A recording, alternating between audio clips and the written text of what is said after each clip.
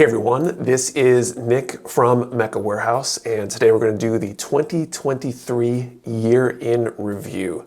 So 2023 was an interesting year, lots of changes, lots of things happening with the business and with the industry in general, with the hobby. I'd say overall, 2023 was our first full year in the new warehouse. We moved last year back in July, so it was our first full year here. So it's kind of crazy to think we've been in the new warehouse for about a year and a half now, which is kind of crazy, and just so much has changed with the industry, with the business. It's been nuts. But let's just walk through the year and go over some of those things that happened. So January was our biggest month ever, spearheaded by the arrival of the HG Aerial. Next up, high grades. We'll kick things off here with high grades with the Witch from Mercury kits finally in. We got the Aerial in, as well as the Gules de Lanza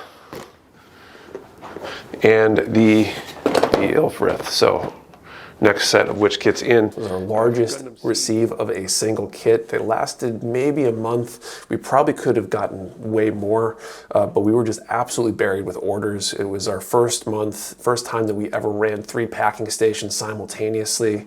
Friday was, I think, our 5th biggest day ever, so not the biggest ever, but the biggest driver of sales was definitely the HG Aerial and HG Ilfrith. There's definitely some other kits that were moving pretty well too. The HG Aerials might last through the weekend and into next week. They might not. It depends. They're definitely the more popular of the two. And we were running that for a good part of that month, just trying to get caught up and dug out, which is really completely insane. It was interesting from a staffing perspective and trying to have everything happen the way it needed to happen. February was also an interesting month in that our direct relationship with BNTCA ended. So I got a call yesterday and or had a call scheduled yesterday with BNTCA, Bandai Namco Toys and Collectibles America. So they've been our main distributor, or basically our entire distributor for Bandai products, Gunpla, other stuff too, but primarily Gunpla. And in full transparency here, the result of that call was not good. Overall, it's been a great thing for us, I think, with better availability from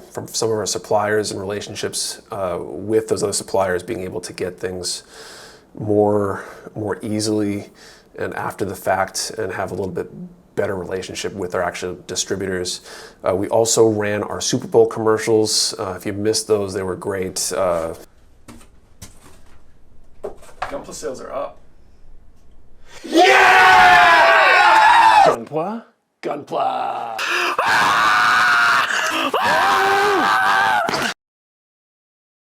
Yeah, I'll just leave it at that. I'm sure stuff will flash on the screen or something, or I'll have a link down below. March was also interesting, where March was where we started our direct relationship with Kotobukiya, which is, I think it was Tuesday night, officially, that our application was accepted and our account is set up. We are now direct to Kotobukiya. We now have a direct wholesale account, which is an awesome thing. We've been trying to get in with them for a while. They've been closed to new accounts for a while, but they're obviously open to new accounts, or at least open to our account, which has been probably one of our best direct relationships with a manufacturer since we started the business. Kotobukiya has been a huge supporter of the business. They've sent us prizes for contests. They're supporting us with the charity stream, things like that. And it's just been great to have a direct relationship and just to operate with a company that actually appreciates what we're doing. So that's been really good. April, we launched our first redacted box contest, our mystery box contest, last week, or any of the kind of lead up talk about it in the past. Redacted, Mecca Warehouse presents Redacted, is our blind box challenge. It's a $25 box. It should be on sale right now as you're watching this. And there is a limited number of boxes. We're going to take them off sale by the end of the day, midnight on Sunday, or sooner if we sell out. It's very possible that they will sell out very quickly.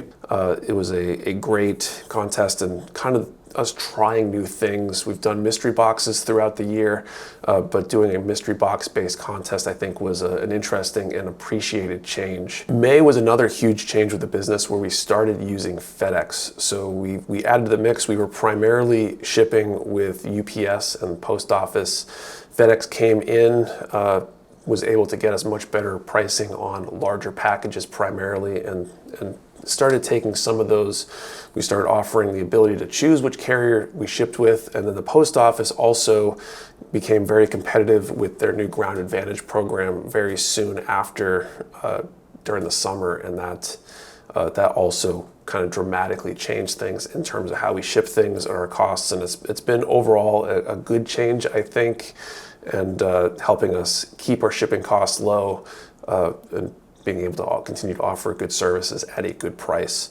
June was also interesting, and June was the very first time that I've been able to take a vacation, like a real-ish vacation since the business started. This is going to be a little bit of a different one because I was actually on vacation this week, so I shot this about a week ahead of time, and it's going to be a little bit of a different format, and a lot of that has to do with me not wanting to let everybody know I was on vacation. We've taken a long weekend here and there and done things like that, but it was the first time that I was actually out of town for a whole week. I had to log in occasionally and check on things, but for the most part I was mostly unplugged for that week, and that was great, hoping and looking forward to being able to do that more in the future. July in itself wasn't super interesting, other than so much of my time in July went to preparing for NEMEC, the Northeast MECA Modeling Expo and Competition. NEMEC is a build competition, much like an IPMS event, for those who are familiar with IPMS and maybe been to a show. More than that though, it's also an expo. We'll have tons of other side events and activities to entertain and educate builders of all ages and skill levels. Our first big in-person event, and I spent, I don't know how many hours in July just trying to get caught up with everything, figure out what needed to be done to coordinate that, and doing that for the first time for an event on that scale was definitely a huge effort, and made for a crazy month, which then kind of takes us into August, where we held the first NEMEC event. It was a great event, really proud of what we were able to do, and thankful for everybody who came out to participate in the event, and hoping that we might be able to do another one in the future. August also saw the beginning of a few other changes, including some staffing changes. Alex came on, Dylan left, and kind of was the changing of the guard here in the warehouse to kind of our next generation of warehouse team. I think that's been going pretty well. A couple months later in November, Sean joined the team, and we've got 2 solid full-timers in, and it's been great. We also launched our inventory reduction sale in August that ran through September and October, which led to our largest day ever by a pretty large margin when we launched that sale. It was kind of incredible, led to another couple weeks of being slammed and trying to get caught up, but it was overall interesting. October then was super interesting. It was probably the second time I took a significant amount of time off, and that was because my daughter was born. As you can see, I am shooting this from home. Just got home maybe an hour or 2 from the hospital. Our little girl, Ember Lily Savory, was born on Tuesday at 5:35 p.m. 8 pounds, 8 ounces, 21 inches long. Very proud father.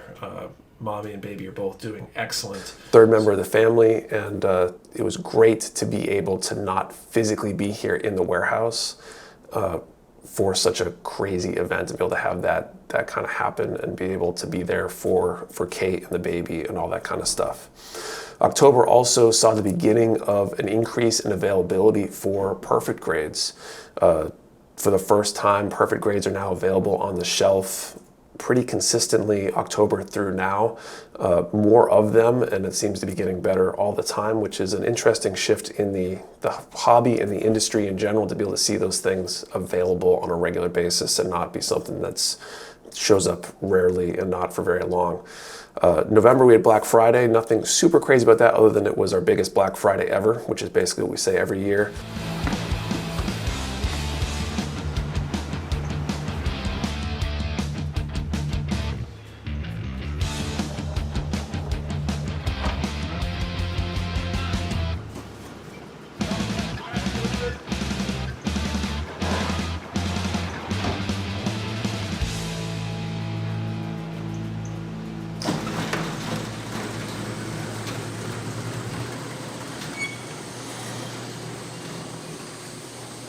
Went pretty smoothly, and then now we're in December, and we're seeing some hiring and reorganization trying to get myself to a place where I can pull myself back a little bit from the business to do some other things that I want to be able to do and be able to focus on growth and stuff other than just managing the day-to-day. And we're doing that through hiring a social media coordinator and potentially making other changes in the future. So that's basically 2023 in a nutshell. It was an interesting year. I'm looking forward to 2024, brand new year. Probably a lot more new changes and things like that. It's always crazy looking back at everything that happened in a year, how much different things can be in just a year's time. Let me know down in the comments, what do you think was the biggest part of 2023? What was the biggest change or the most interesting part of 2023 for you in Gunpla with the business, whatever it is? And look forward to seeing you next time. See you later.